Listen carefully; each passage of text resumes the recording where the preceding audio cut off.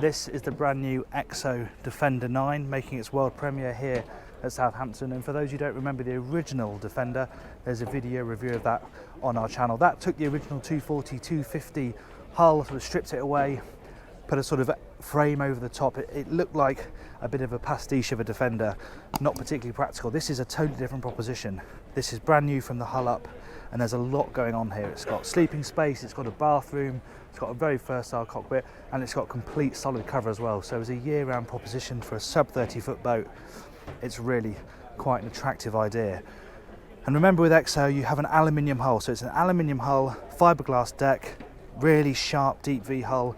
Should be a superb sea boat. You have single or twin outboard engine options. This particular boat's got the twin 225, top speed 55 knots, and the starting price for this boat is £140,000 including VAT. But it really is quite a striking looking thing. Looks purposeful and serious. Let's get on board and have a closer look. So of course you have a split bathing platform. You've got this sort of soft, grippy rubber deck that runs all the way around the boat. You've got shore power cable here. You've got freshwater shower over on that side, a boarding ladder on that side as well. You can easily get up out the water if you've been for a swim. And then this is a very versatile area. I like the fact that that R-facing seat has a bit of shelter. The sliding doors extend a bit further this way, so you get even more protection from the wind if you're sitting at anchor. But that seat also flips forward and becomes a forward-facing bench when the boat's moving along. The table, which obviously doubles in size, you can open it up so it's twice as large, drops down. There's infill cushions to create a sun pad. There's a really versatile aspect to this boat, and the cockpit is genuinely very usable and practical as well. We step down into it. Note that there's storage under here for the boat's fenders. You've got these lockers on both sides, more storage underneath the deck here, and this seat also lifts up and there's more storage under there. Now these solid doors are actually an option, but they really are what make the boat so usable. As standard, it's sort of open and you have plexiglass things that zip in. Not as good as this. If you genuinely want to use the boat all year round, then you want to have these sliding doors. They're really solid. Obviously they're all glass as well, so they let plenty of light in, and you can also lock them at various points along their travel. So if you're going along on a nice day, you can have these open, you can have the manual sunroof open as well, and you get loads of ventilation in here. But if it's a cold day, you can shut everything up and you can travel in complete warmth and comfort. The boat's got optional heating as well, so you can heat this entire area, genuinely use it all year round. This particular boat is quite highly spec, so you've got full shock seats here. Everything's quite upright helm position, so if you want to stand and drive, you can, and you've still got a lovely view out through this windscreen.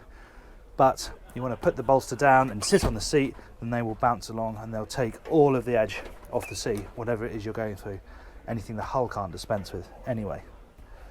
You have a bit of cooling space down here. There's a Dometic pulled fridge out there. And as I said, when you're in travel mode, this bench flips forward this way so that you have two forward-facing seats looking forward when the boat's in motion. Clean, simple, upright helm position. All of your information, both boat navigation, is all through this Simrad MFD here. Nice chunky steering wheel, adjustable as well, and those chunky Mercury throttles, and good to see this really substantial handhold right here at the helm, just where you want to, where it can be shared between the helmsman and the navigator.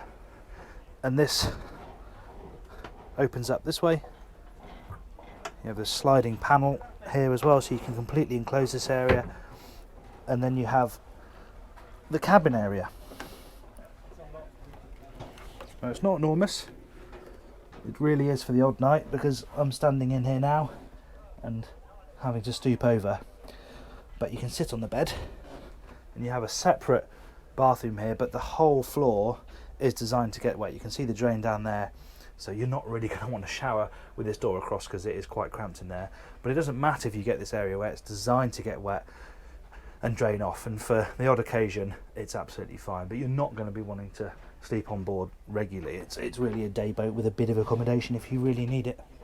Here's the bed, and this slightly strange looking contraption is a step, so that pops up out from under the berth there, and that means you have easier access straight out forward to the foredeck. So you have nice flow through the boat. So you can come down here and step out forward, up on the step,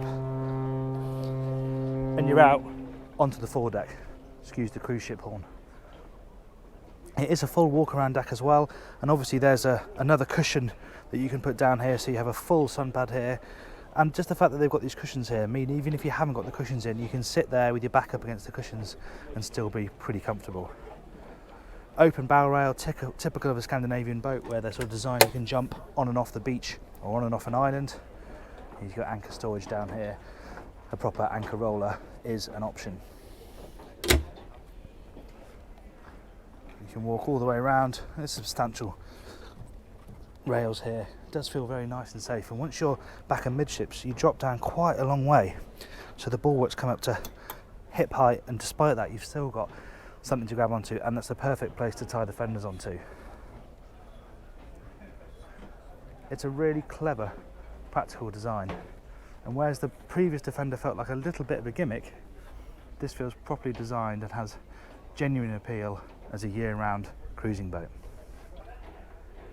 Thanks for watching our tour of the XO Defender 9. If you enjoyed it, please give this video a like, and remember to subscribe to the channel and hit the bell icon so you never miss one of our new uploads.